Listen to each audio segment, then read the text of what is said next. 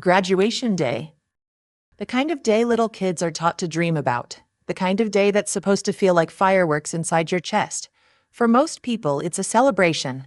Caps in the air, proud tears, camera flashes, tight hugs, family shouting your name from the crowd. But for me, it was quiet. Too quiet. I woke up before the sun. My alarm wasn't even necessary. I hadn't slept much anyway. My stomach was a knot of nerves and hope and something else I didn't have a name for. I slipped out of bed, careful not to wake anyone, and tiptoed into the bathroom. It was cold. My feet touched the tile like ice. The light flickered as I turned it on. Same as it always did. That flickering bulb had been above me for years, and yet that morning it felt like it was mocking me. Another small reminder. Nothing had really changed in that house. I applied my makeup with shaky hands, sitting on the floor because the mirror was too high above the broken sink. The gown was wrinkled from the plastic bag. I had stored it in. I didn't have time or money for dry cleaning, but I brushed it as smooth as I could and laid it gently on my bed. I stared at it for a long time, almost afraid to put it on. It looked too good for someone like me. Then I went downstairs. The smell of burnt coffee filled the kitchen. I had made it myself, just like I did every morning. I poured 3 cups, one for me, one for my mother, one for my father, and set them on the table without a word. My mother walked in first, her eyes barely glancing at me. She noticed the rain clouds outside and said, "Looks like it might pour later." No mention of my graduation. No question about how I was feeling. Not even a comment on the gown I had left draped over the chair. My father came in a few minutes later. He grunted something about the laundry room light being left on. He took a sip of coffee, frowned, and mumbled, "You made it too weak again." I stood there, invisible in my own home, on the day I had fought years to reach. And they didn't say a thing. Not one word. I had dreamed of this day for so long, not because I wanted recognition, but because I had earned it. I had paid for my own tuition. I had worked nights, skipped meals, studied on buses, borrowed textbooks I couldn't afford, and cried silently in public bathrooms when it all got too overwhelming. I had carried the weight of dreams too heavy for one person. And now, here I was, dressed for the finish line, standing in front of the 2 people I had hoped would at least be proud.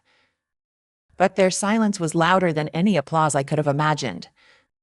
I left the house with my diploma folder under my arm and my cap in a plastic grocery bag. I didn't want it to wrinkle or get ruined by the drizzle outside. I waited for them to follow me out. They took their time. And Julie, they got in the car, complained about traffic, and drove us to the auditorium in silence. The whole way there, I stared out the window, watching water streak down the glass like tiny rivers. I imagined I was somewhere else, somewhere warm, somewhere where love was loud and pride wasn't a sin. When we arrived, families were already gathered outside. Parents with signs, grandmothers with balloons, siblings with painted faces. I walked in alone. They found seats far in the back. I could barely see them from the stage. As the names were called and cheers filled the room, I clapped for others. I clapped for girls whose mothers cried, for boys whose dads stood tall. I clapped for strangers because it hurt too much to think about how no one was clapping for me. And then, my name echoed through the microphone. I stood, my knees shook. My heart pounded so loudly I could hear it in my ears. This was supposed to be my moment. But as I walked across that stage, I realized I was completely alone. I looked out at the crowd and tried to find their faces. It took a few seconds. They were there, yes, but looking down, my mother was checking her phone. My father was yawning. No smiles, no cameras, no pride. The dean handed me the rolled up diploma. I smiled for the photo, a frozen, practiced, hollow smile. I walked off the stage, my throat burned, my eyes blurred. I swallowed hard, forcing the tears back down. I couldn't cry, not here, not now. Because if I cried, it would feel real. And I wasn't ready to accept that. The ceremony ended, and I walked out of the building with a diploma in one hand and a hollow pit in my chest. My classmates were surrounded by laughter, arms full of flowers and handwritten cards. I watched them take pictures with people who clearly believed in them, mothers fixing crooked caps, fathers clapping like their lives depended on it. May. I stood alone on the sidewalk. My parents didn't even ask for a photo. Didn't offer a hug. My mother looked at her watch and asked if we could stop by the market on the way home. She needed rice. Race. On the day I became the first in my family to graduate college, she was thinking about rice. In the car, I held my diploma tightly, as if I could force it to mean something just by not letting go. I kept hoping maybe when we got home there'd be a surprise. A small cake, a candle, a single sentence. "We're proud of you." But there was nothing. Not even dinner. I sat in my room that night, staring at the piece of paper that had cost me so much. The sacrifices weren't just financial, they were pieces of my soul I had handed over, little by little in silence. When I first decided to go to college, I didn't tell anyone. I applied in secret. I filled out FAFSA forms in the library after work. I wrote essays on a broken laptop with a flickering screen. I got accepted with a partial scholarship, and still, it wasn't enough. So I cleaned houses, babysat, worked late-night shifts in a gas station where drunk men said things that made my skin crawl. I skipped lunch more times than I can count. I studied in janitor closets and on cold benches at bus stops. My hands cracked from cold and bleach, and my knees ached from standing too long. But every time I felt like quitting, I told myself, it will all be worth it when they see what I've done. They'll finally see me. I was wrong. They never asked how I was doing in school, never asked if I needed help when I showed them my first semester. Grades straight A. They nodded like it was nothing. When I came home from an overnight shift, drained and dizzy, my mother would complain that I hadn't swept the kitchen. "You think you're better than us now," she'd say. "No one helped me when I was your age." There were days I questioned everything. Maybe I was selfish. Maybe I was chasing something that didn't matter. Maybe love was supposed to be earned through obedience, not effort. And still, I kept going. Because somewhere deep inside, I still believed that love could be earned. I thought that if I became enough, they would finally give me what I had been starving for my whole life. A look that said, "You matter." A touch that said, "I see you." Instead, I got silence or worse, resentment. When I reached my last year of college, I had saved enough for my final tuition payment. I remember handing the money to the clerk at the bursar's office and walking outside into the freezing air. I had no coat, just a hoodie, but I didn't feel the cold. I just stood there in the snow, eyes closed, trying to feel proud. But all I could think was, who do I tell? There was no one to call, no one waiting for the news, so I swallowed my joy like I had swallowed so many other things, quietly, painfully, alone. My parents didn't come to any of my college events. Not one. No orientation, no open house, not even the scholarship award ceremony where my name was announced in a room full of strangers who clapped louder than my family ever had. At some point, I stopped expecting anything. I stopped telling them about tests, essays, victories. I would come home from school and eat in silence, do laundry in silence, cry in silence. And the silence, it became a part of me. I started carrying my achievements like secrets. I didn't post about them. I didn't frame certificates. I hid who I was becoming because it felt like a betrayal to them, like I was outgrowing the mold they had forced me into, and that made me disloyal. Looking back, I realized something heartbreaking. I was more afraid of making my parents uncomfortable than I was of failing. I didn't want them to feel small around me. I didn't want to shine too brightly in a house that only knew shadows. So I dimmed myself over and over again. I used to think they were cold because they didn't care, but now, I wonder if it was the opposite. Maybe they cared too much. About control, about image, about not being left behind. And I became a mirror they didn't want to look into. Because every step I took forward reminded them of the steps they never had the chance or courage to take.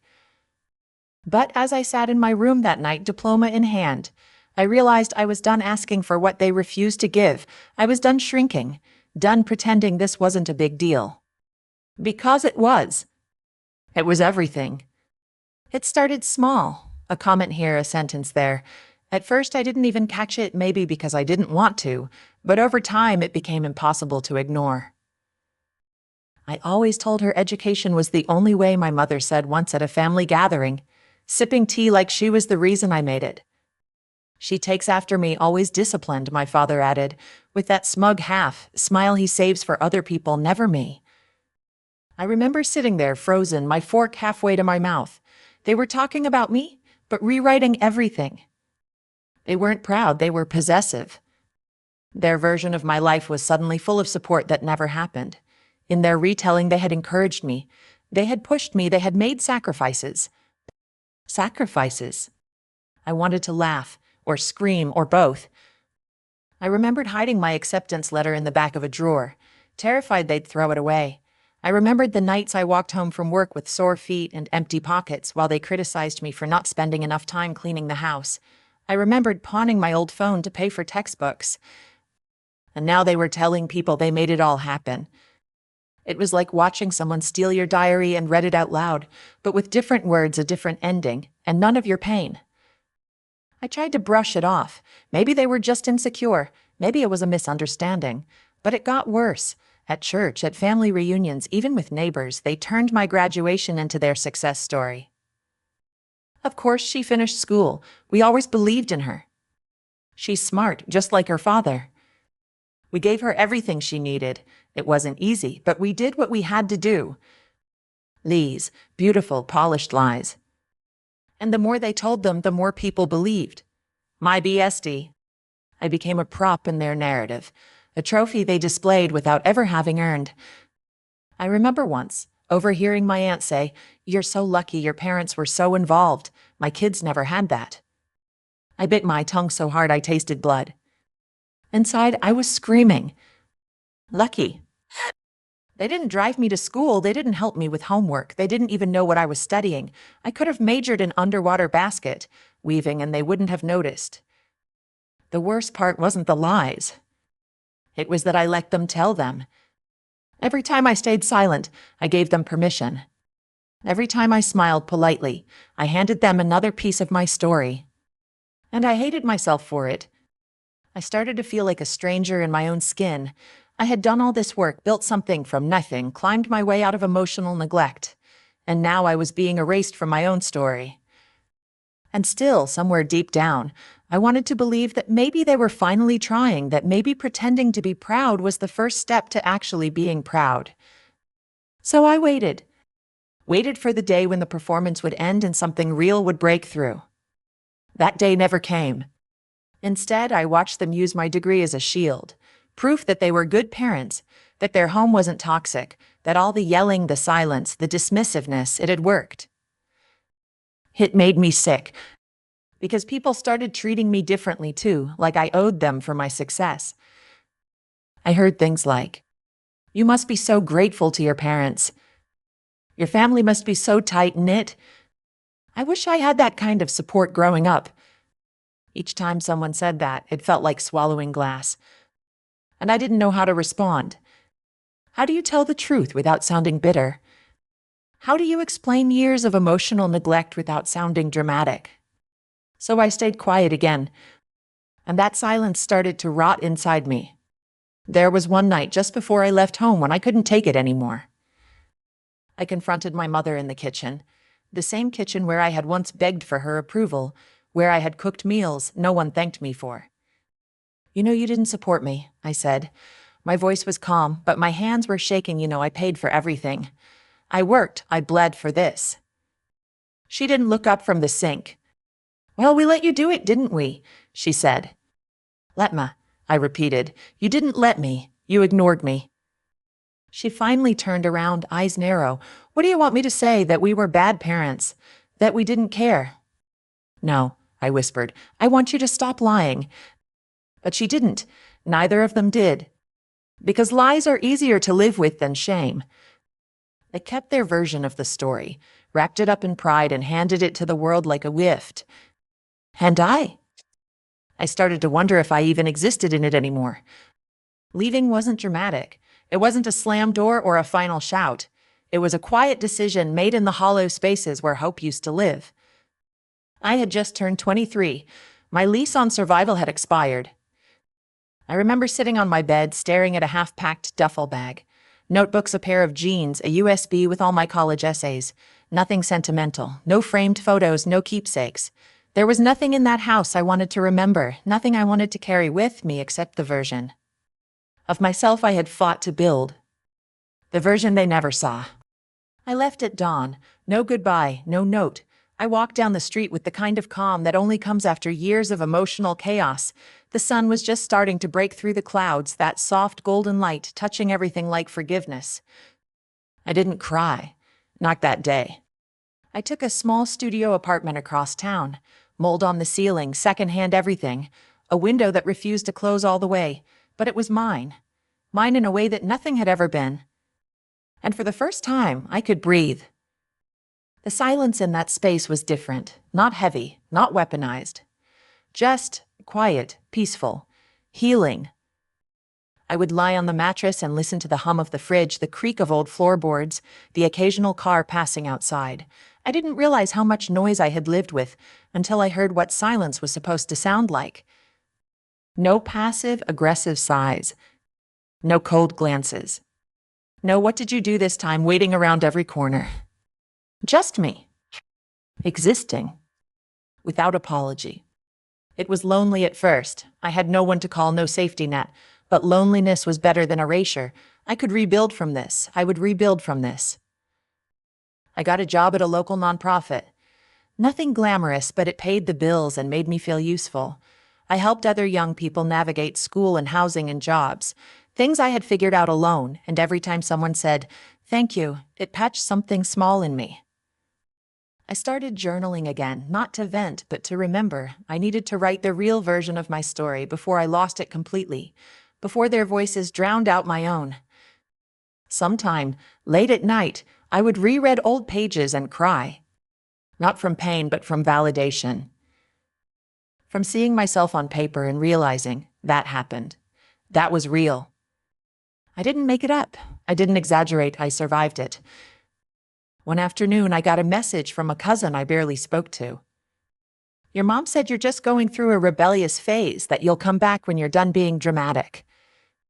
I laughed, not because it was funny, because it was so perfectly them. Even in my absence, they needed to control the narrative. They couldn't say, "She left because we hurt her." They had to say, "She left because she's confused." But I wasn't confused. For the first time in my life, I was clear. I didn't leave because I was angry. I left because I was done begging. Begging for recognition. Begging for warmth. Begging to be seen. I used to think family meant forever, that no matter what, you keep showing up. You keep trying. You keep setting yourself on fire to keep the house warm. But I learned that love without respect isn't love. It's control. It's convenience. It's obligation dressed up as loyalty. And I wasn't loyal to their version of me anymore. It took time, longer than I thought. Healing, I learned, isn't a straight line, it's a messy back and forth dance with your own shadow. Some days I felt strong, like I'd finally shed their voices from my skin. Other days their words echoed in my head so loudly I could barely think. "You think you're better than us. We did everything for you. You're too sensitive." Those sentences had built a home inside me, even after I'd left theirs. But slowly, I began to evict them. It started with small things. I bought myself a cake on the 1-year anniversary of my graduation, just a cheap one from the grocery store, with too much icing and crooked writing. But when I lit the candle and whispered, "I'm proud of you," I cried like a child. Because no one had ever said those words to me before, not even me. That night, I said them out loud again and again. "I'm proud of you. I see how far you've come. You did this. You survived." And something cracked open. Not broken, released. I started celebrating myself in ways I never had. I printed my diploma and hung it up. No frame, just taped to the wall like a reminder. I did this without them. I made a list of everything I had overcome. Sleeping on buses between work and school. Being told I was selfish for dreaming. Living in a house full of people, yet feeling completely alone. Every line of that list was a medal. Not shiny, not public, but real. I stopped hiding. And then the biggest shift of all, I stopped waiting for them to change. Stop hoping for an apology that would never come. Stop rehearsing speeches in my head that I'd never get to give. I realized that closure doesn't always come from the people who hurt you. Sometimes you give it to yourself. Piece by piece. Word by word. One afternoon, I got an email from my university's alumni office. They were featuring stories of graduates who overcame adversity. My first instinct was to close the tab, stay quiet, stay small. That reflex had been trained into me. But then I thought, no more silence. I sent in my story. I told the truth. Not to expose anyone, not to shame, but to reclaim. It was published a month later. My photo, my name, my words. People reached out, strangers mostly. Like a plaque's like. Your story felt like mine. I thought I was alone. Thank you for putting it into words. And in those messages, I found the thing I had chased for so long. Not validation from my parents, but connection, real connection. From people who saw me, not the version they wanted, but me. It turns out the celebration I needed was never theirs to give. It was always mine to create. Now, when I think of family, I don't think of blood.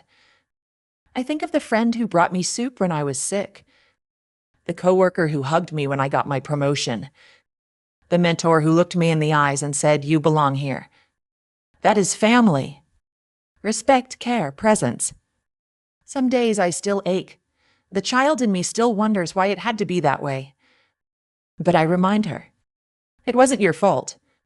You were always worthy. You were always enough. And now I live like someone who knows it. I laugh without apology. I cry without shame. I walk into rooms and take up space. Because I am not a shadow of who they said I was. I am the light I built from nothing. And that light, it's not just survival. It's a celebration of every moment they tried to dim me and failed.